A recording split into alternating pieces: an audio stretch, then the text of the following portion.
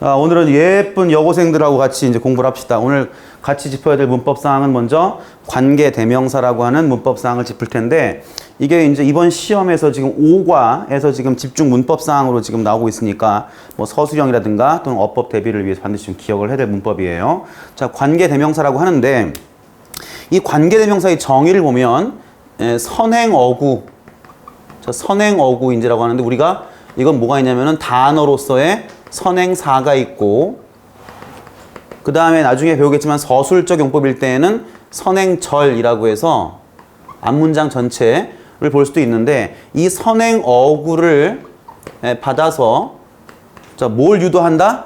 자, 종속 무슨 절? 형용사절, 이거를 유도해주는 그건 대명사라고 정의는 나와요. 선행어구를 받아서 종속 형용사절을 유도해주는 대명사. 됐고, 이런 정의는 개나 주시고, 일단 우리가 관계대명사가 무슨 역할을 하는지부터 알아야겠지. 지금 사실은 우리가 관계사라는 거는 왜 중요하냐면, 1문장 1동사라고 하는 원칙에서 동사의 개수를 증가시키는 데 있어가지고 뭐가 필요하다? 연결사가 필요하다. 그랬을 때 이 연결사의 종류가 세 가지였는데, 첫 번째 접속사하고, 두 번째 지금 하고 있는 관계대명사 포함된 관계사, 마지막으로 의문사까지 이 세 가지를 우리가 연결사라고 보기 때문에 우리가 동사의 개수가 증가되는 거 여부, 이걸 따지기 위해서는 반드시 알아야 되는 관계대명사가 되는 거고, 이 관계대명사는 크게 용법을 두 가지로 가요.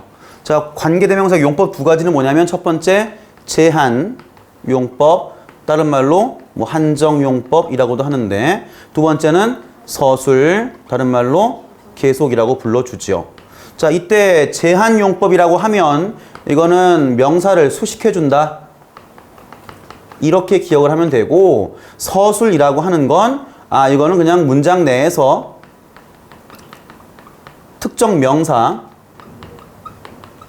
명사를 그냥 보충 설명해주는 차원, 요렇게 이제 기억을 하시면 돼요. 그래서 관계대명사는 용법상으로 제한적 용법과 서술적 용법이 있는데, 그 이 두 개의 어떤 차이는 뭐가 있습니까? 그래요. 서술적 용법일 때는 반드시 뭐가 찍혀요? 컴마가 찍히죠. 알겠어요? 그리고 제한 용법일 때에는 선행사만 받지만, 계속일 때에는 선행사를 받을 수도 있고 선행절을 받을 수도 있어요.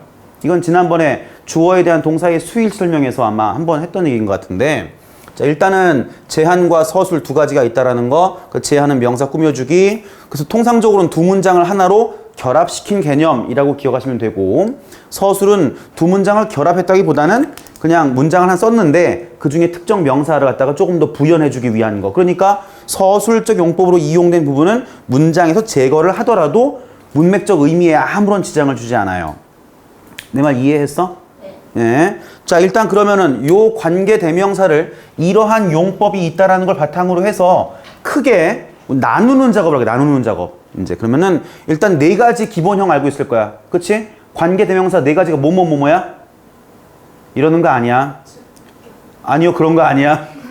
자, 일단 네 가지죠. who하고, which하고, that, 그리고 what이라고 하는 네 가지의 관계대명사가 나오게 돼요. 자, 이 네 가지의 관계대명사를 둘로 나눌 거야. 어디서 분리될까? 어디에서? 이게 한국 사람들 이상한 특징이 있어. 이걸 똑같이 반 나누지 않으면 무슨 안 되는 것 같은 강박관념이 있는데, 그런 거 아니야. 뭐 편중될 수도 있어요. 일단은 어떻게? 어디서 나눠? 여기서 나눠야 돼. 이렇게. 됐니? 그러면 what은 우리가 지금 조금 전에 관계대명사가 종속적으로 형용사절 역할을 갖다가 이끄는 그런 요소라고 불렀는데, what은 이건 명사절이에요.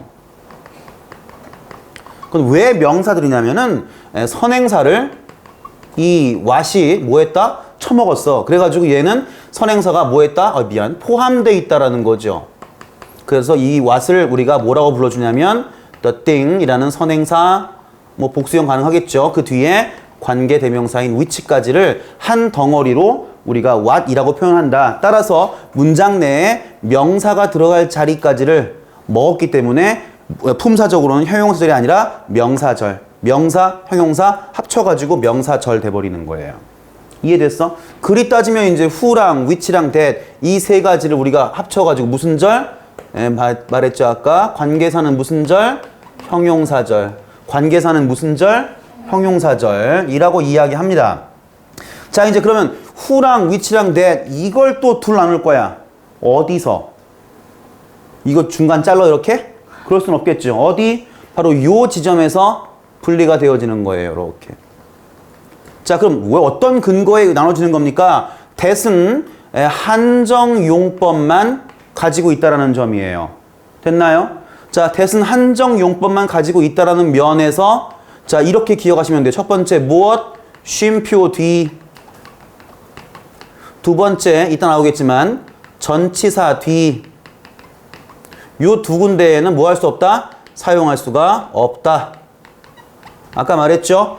서술적 용법은 쉼표가 찍히는데 그 쉼표가 찍히는 용법이 없다 보니까 쉼표 뒤에 올 수 없는 거고 전치사 뒤에도 관계대명사라면 접속사는 올 수 있는 거고 알겠어? 관계대명사라면 올 수가 없다는 얘기예요. 이해됐니?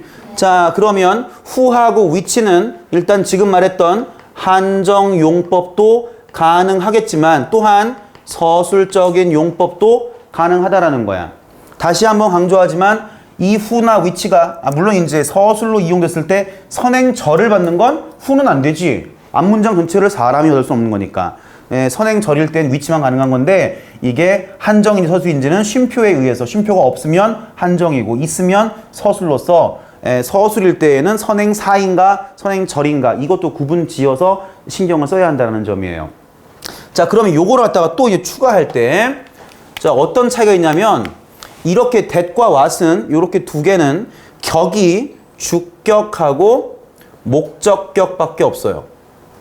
주격과 목적격. 자, 이 격이란 말 나왔으니까 이 격을 설명해 줄게요. 우리가 지금 격이라는 말이 나오는데 자, 이걸 위해서 자, 두 개의 문장이 있다고 가정을 합시다. 자, 우리가 이제 이 제한적 용법을 갖다가 기본으로 설명할 텐데 A라는 문장이 이렇게 있고 B라는 문장이 이렇게 있단 말이에요. 이때 관계대명사는 어떤 개념이냐면 이 두 개의 문장을 갖다가 하나로 결합을 시킨다는 개념인 거야. 결합을 시키는데 그 결합시킨 요소 두 번째 문장 이 B 문장에서의 그 관계 요소가 어떤 거? 명사였다. 그래서 관계대명사라고 하는 거야. 그러면 예를 들어 두 문장을 결합한 건 똑같은데 두 번째 문장에서의 그 관계 요소가 문장 내의 부사였어. 그건 뭘 쓰면 될까? 관계 부사를 쓰면 되는 거야. 내 말 이해했니? 그래서 두 번째 문장에서의 역할이 주어였다 또는 목적어였다. 그리고 소유격까지 총 세 가지로 나눌 수가 있다는 얘기인데 이렇게 주어로 이용된 걸 바꿨으면 주격이라고 부르는 거고 목적어로 이용된 걸 연결시켰으면 목적격이라고 하는 거고 소유격이었으면 소유격이라고 불러주는 말이야. 그러니까 결론적으로는 두 번째 문장에서의 문장 내에서의 지위가 무엇이냐 이걸 따지는 거란 말이지. 그래서 이 what과 that은 이 두 개는 문장 내 두 번째 문장에서의 주어 역할과 목적어 역할 이 두 가지밖에 없었다라는 거고 who나 which 같은 경우에는 이건 셋 다 있죠. 주격도 있고 목적격도 있고 소유격도 있어요. 그러면 who에 대한 주격은 뭐가 될까? who가 되겠죠. 그 다음에 목적격은 뭐라고 불러요? who 뒤에 m 붙여가지고 whom이라고 하는데 뭐 생략도 가능합니다. 오케이? 그 다음에 소유격 있었죠. 소유격은 뭐라고 불러요? 자, whose라고 불러주죠. 자, 그 다음 which 같은 경우에는 주격일 때 which. 자, who가 whom 같다고 which가 whichim 가는 건 아니야, 그치? 이건 변동 없어요. which라고 쓰고. 그 다음에 of which를 쓰죠. 알고 있는 것처럼 소유격을 나타내는 전치사 of를 이용해서 of which를 쓰거나 그냥 요즘에는 또는 그냥 사람과 똑같이 whose라고 쓸 수 있다라는 거야.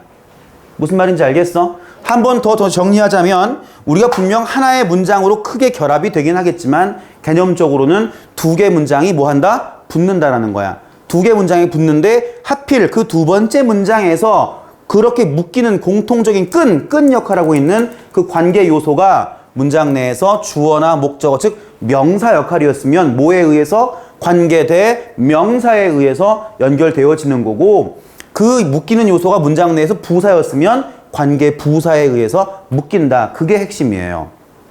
관계 대명사의 기본적인 개념은 좀 눈에 들어와? 네. 이해됐어? 네. 자, 이제 그러면 시험에 나오는 관계 대명사에 대한 이야기 중에서 우리가 반드시 기억을 할 거 두 가지를 추가할 텐데, 첫 번째는 이 what을 조금 더 심화시킬 거고, 두 번째는 이제 생략을 따질 거야. 왜냐면 내가 말했지, 아까. 연결사로 이용된 관계사니까 이 관계사에 의해서 동사가 늘어날 텐데, 그쵸? 오늘 학교 한번 힘들죠, 그쵸? 예, 하품 많이 하시네. 예, 힘들내고. 다시 까먹었어. 어디까지 할 차례지?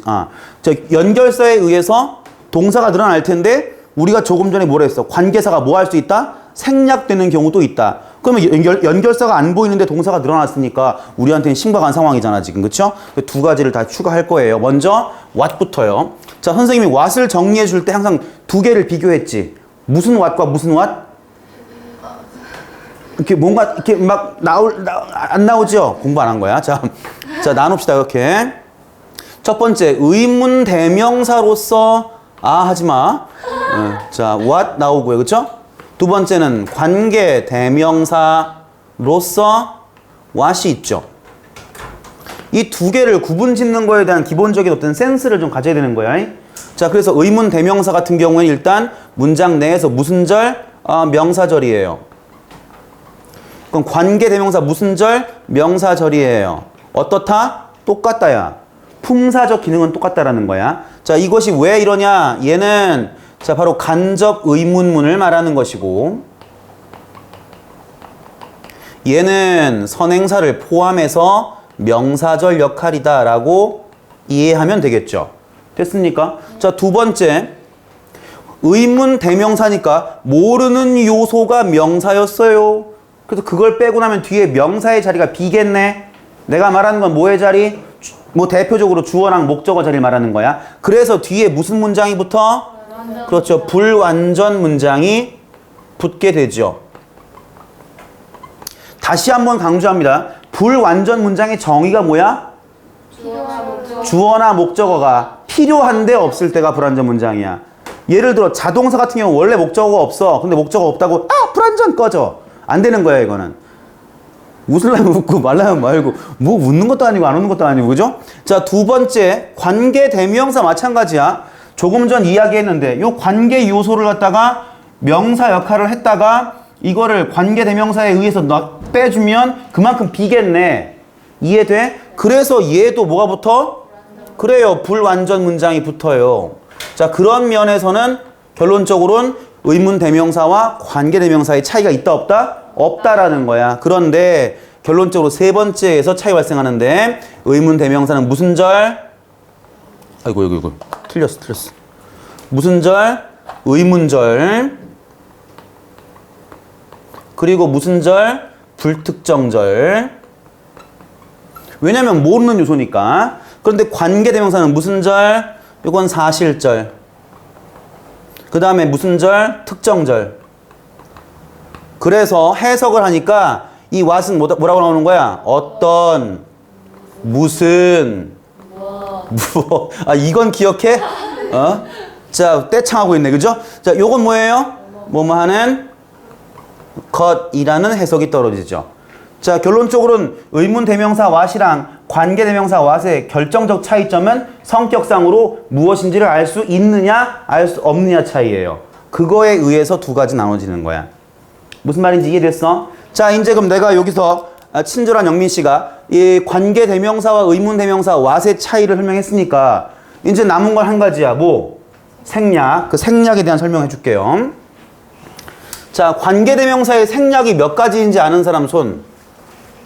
내가 뒤돌아 있다고 안 보일 것 같이 다 보인단 말이야. 손 들었으니까 대답해봐, 채은아. 몇 가지야?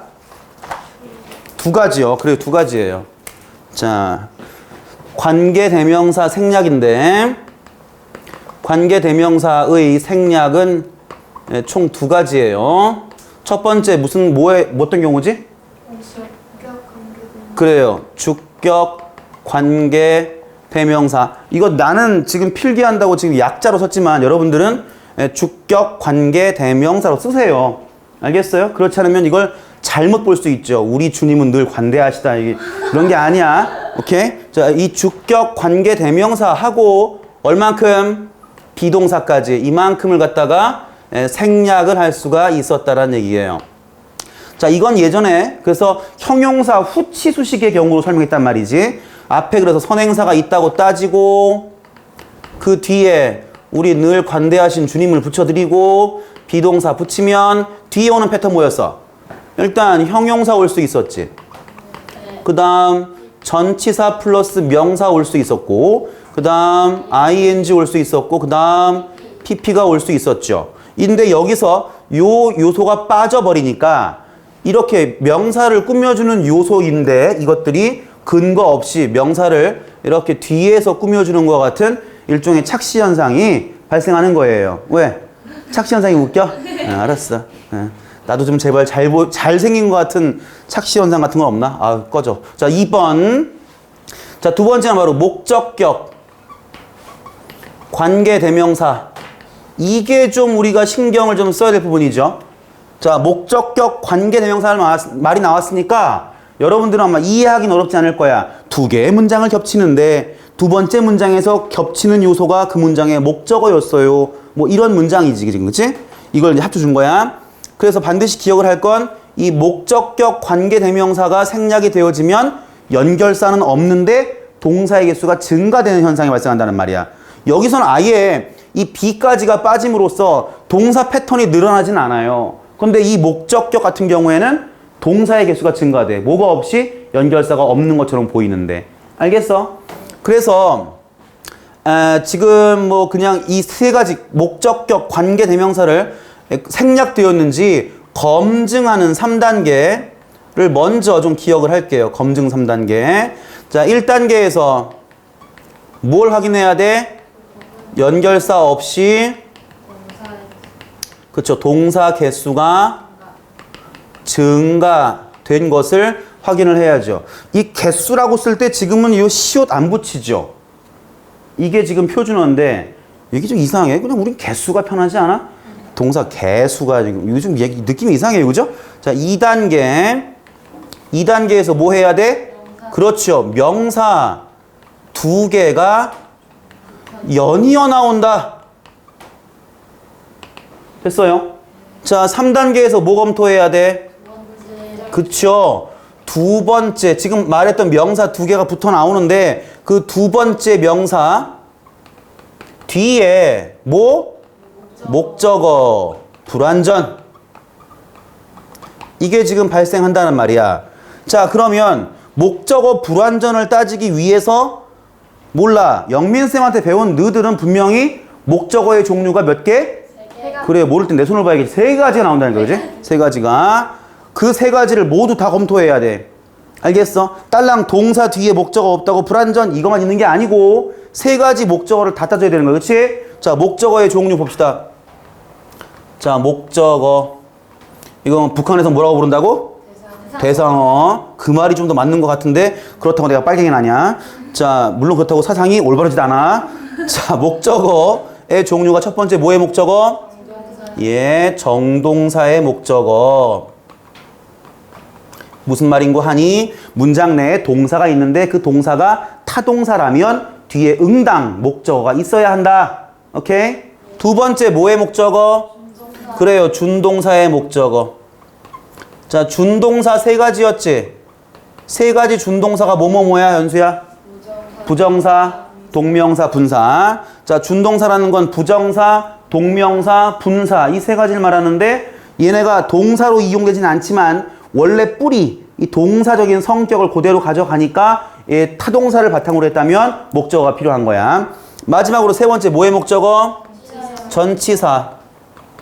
전치사 뒤에는 뭐가 나와야 돼? 명사 나와야 돼. 그 명사를 뭐라고 불러? 전치사의 목적어라고 불러주는 거예요. 오케이? 자, 이렇게 세 가지의 목적어를 모두 검토를 해서 아, 뒤에가 불완전이구나. 이걸 검증을 해야 된다는 얘기야. 무슨 말인지 알겠니? 네. 자, 일단 여기까지 기본적인 거 필기.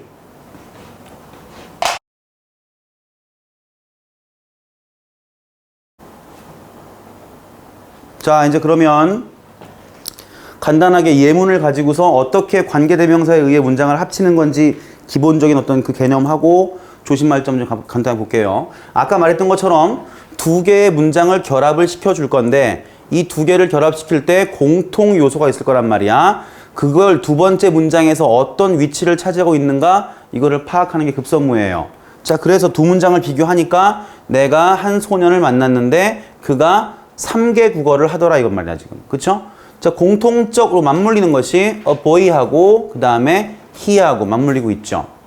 그러면 만들 때에는 공통 요소 바로 뒷 지점에다가 가급적이면 절대적인 건 없어. 알겠지? 가급적이면 공통 요소 바로 뒤에다가 두 번째 문장에서의 관계 요소를 알맞은 격, 지금은 뭐로 이용됐어? 주어로 이용됐으니까 주격으로 해서 집어넣고 나머지 문장 결합시키면 되는 거야. 그래서 뭐가 나올까? I met a boy 쓰고 나서 그 다음 뭐가 나와야 돼? he가 관계 요소니까 주어였으니까 사람에 대한 who 쓰고 나서 나머지 그대로 can speak 이하는 그냥 쓰면 되겠죠. 오케이? 그래서 나는 이걸 이제 합쳐주면 해석이 어떻게 되겠어? 아까 내가 뭐랬어? 관계사는 무슨 절? 형용사절이니까 형용사를 명사 앞으로 빼면 되겠지, 그치? 그래서 요만큼을 이 앞으로 집어넣는 거야. 그래서 나는 3개 국어를 할 줄 아는 소년을 만났어요. 요렇게 해석하시면 되는 거예요. 관계사는 무슨 절? 형용사절. 형용사절. 오늘 밤은 무슨 밤? 무슨 그거 그렇게 그 멜로디에 실어가지고 외우란 말이야. 그 무슨 밤이지? 진누시한 밤. 그 아저씨들은 어떻게 알아? 아, 그래? 요즘에 가장 핫한 힙합은 그룹이 누가 핫해? 힙합 안 들어요? 네. 그럼 뭐 들어? 발라드. 아, 발라드 들어? 발라드? 아, 발라드. 그래. 제일 좋아하는 가수는? 임창정. 임창정. 선생님이 잘 아는 선생님 중에 임창정이랑 똑같이 생긴 선생님이세요. 진짜요? 예. 일산에 있는 ICDI 이름 빼서 김종인 원장님, 예, 똑같아요. 사진 보여줄게, 내가 나중에. 심지어 노래도 소주 한 잔 불러요. 자, 그래서 이 두 문장을 결합시키면, 자, 이 영화는 한 남자에 대한 이야기랍니다. 하고 나서 그 사람의 와이프가 fall in love, 사랑에 빠진 거예요. with 누군가와, 그쵸? 다른 이거 왜 이렇게 우울한 내용이니, 이거. 그쵸? 자, 근데 지금 같은 경우에 결합을 시키니까 a man, 요 남자하고요. 실제적으로 지금 연결된 건 his라고 하는 소유격 하나만 걸린 거예요. 내 말 이해했어? 자, 그러면 이 문장도 우리가 다음과 같이 일단 앞에 있는 요소는 써야겠죠. This film 그 다음에 is about a man 쓰고 나서 잘 들어요. 이게 지금 무슨 격이었다고요? 소유격이었죠. 그럼 선행사가 사람이니까 사람에 대한 소유격 뭘 쓴다고? whose를 쓰면 되겠죠. 그리고 뒤에 그냥 쓰면 되는 거니까 이렇게 wife 이하를 쓰면 돼요. 자, 우리가 이 소유격을 보면서 어려울 거 없는 것 같은 이야기지만 왜 조심해야 할까? 아까 말했지. 우리가 모두 다 관계대명사 뒤에는 불완전 문장이라고만 생각을 하는데 소유격의 경우에는 완전 문장처럼 보여요. 왜일까? 소유격만 걸렸기 때문에. 즉 형용사적 성격에 소유격만 걸렸으니까 뒤쪽 명사에는 노터치거든 지금. 그러니까 뒤에가 완전한 것처럼 보이는 거야. 그러니까 예를 들어 그렇게 단편한 문제가 나오진 않겠지만 단편적인 거 안 나오겠지만 예를 들어 who가 알맞을까? whose가 알맞으라고 했을 때는 뒤에가 불완전 문장이면 who가 알맞은 거고 뒤에가 주어 동사 목적 이게 완전해 보인다라고 따지면은 답은 whose가 답인 거야. 무슨 말인지 알겠어? 자, 주격과 목적격 뒤에는 주어가 없거나 목적어가 없는 불완전 문장이지만 소유격 뒤에는 완전한 문장처럼 보인다. 이렇게 기억하시면 되겠죠. 알겠습니까? 네. 자, 이제 그러고 나면 자, 지금 이 문장 볼게요. This is the man I'm looking for. 내가 찾고 있던 그 사람이야. 뭐 이런 문장인데 이 문장 뭔가 이상하지 않나요? 목적어가 없어요? 네. 목적어만 없어요? 연결사가 없죠, 지금. 자, 눈 씻고 아무리 봐도 연결사가 없단 말이야. 그런데 동사는 무려 몇 개? 하나. 그 다음에 BING 해가지고 또 하나. 두 개잖아. 그럼 뭔가 빠져 있는 거네. 자, 그래서 우리가 뭘 검증해야 돼? 목적격 관계대명사가 빠진 거 아닐까? 이걸 검증해야 돼. 몇 단계라고? 3단계를 검증하는 거야. 그래서 연결사가 없는데 동사가 하나, 둘 늘어났죠? 두 번째, 명사 두 개, the man, I. 두 개 나왔지? 자, 두 번째 명사 뒤쪽에 목적어 불완전이야, 그치? 이때 목적어의 종류 몇 가지라고? 세 가지라고. 동사의 목적어, 준동사의 목적어, and 전치사의 목적어 봤더니 그래요. 전치사 for 뒤에가 뻥 하니 비어 있잖아, 지금. 그래서 우리는 바로 이 지점에서 선행사를 받고 있으며 목적격이었던 whom 이게 생략이 되었답니다 라고 증명을 하는 거야. 알겠어? 목적격 관계대명사 생략 검증 3단계 다시 뭐라고? 연결사 없이 동사의 개수가 증가되어 있다. 두 번째, 명사 두 개가 붙어 있다. 그 다음 3단계, 두 번째 명사 뒤에 목적어 불완전. 인데 목적어의 종류 몇 가지? 세 가지. 첫 번째 뭐? 동사의 목적어. 두 번째, 준동사의 목적어. 세 번째, 전치사의 목적어까지. 알겠습니까? 자, 이제 그 다음 문장 보시면 먼저 밑에 있는 거 먼저 할게요. 자, 우리가 시험 문제 모의고사에서 선택형 어법으로 자주 보고 있는 부분이지, 그치? 대시 알맞을까? 와시 알맞을까? 이렇게 문제가 나왔을 때 이건 어떻게 풀어야 될까? 일단 여기 들어간 게 무슨 요소일까? 각각의 경우의 수를 따져봐야 돼요. 그러면 여러분도 알고 있다시피 that은 첫 번째 뭐 아니면 뭐? 접속사이거나 아니면 두 번째 관계 대명사. what은 뭐? 의문, 대명사 아니면 관계, 대명사. 이렇게 경우의 수를 둘씩 잡아놓고 가자는 얘기야. 알겠어? 근데 이 문장을 보니까 어라? 동사가 여기 하나, 또 여기 하나. 그럼 동사가 들어갔다는 이야기는 이 자리에 반드시 뭐가 들어가야 돼? 연결사가 들어갈 자리인 거야. 그렇게 일단 확인을 해야 되는 거야. 됐어? 그러면 이 연결사의 영향력 어디까지일까? 두 번째 동사 바로 앞까지예요. 오케이? 그럼 지금 같은 상황에선 결론적으로는 이 앞에 이만큼 전체가 문장 내에 주어 역할을 하고 있다. 그래서 이 문장은 주어가 is invisible, 보이지 않아요. to the eye, 눈에 보이지 않아요. 이런 문장인데 이 주어 역할 자리에 that일까 what일까 했다라는 거야. 그러면 일단 관계 대명사로서 that은 될까 안 될까? 안 되지. 아까 말했잖아. 뭐가 필요해? 선행사가 필요해. 한정용법으로 이용되는 that은 앞에 뭐가 필요해? 선행사가 필요해. 그런데 선행사 있어 없어? 없단 말이야. 문장 맨 앞자리야. 그치? 일단 관계대명사 that은 안 됩니다. 요. 오케이? 그러면 두 번째, 접속사는 가능합니까? 이거 무슨 접속사일까? 명사 역할의 문장을 이끌어주는 명사절 접속사로서 that이 있다란 말이야. 그러면 접속사 뒤에는 무슨 절? 완전한 문장. 오케이? 관계 대명사 뒤에는 무슨 문장? 불완전한 문장. 하지만 명사절 접속사 뒤에는 무슨 문장? 완전한 문장이란 말이야. 그런데 딱 보니까 요 녀석 뒤에 뭐가 없어? 주어가 없어요, 지금.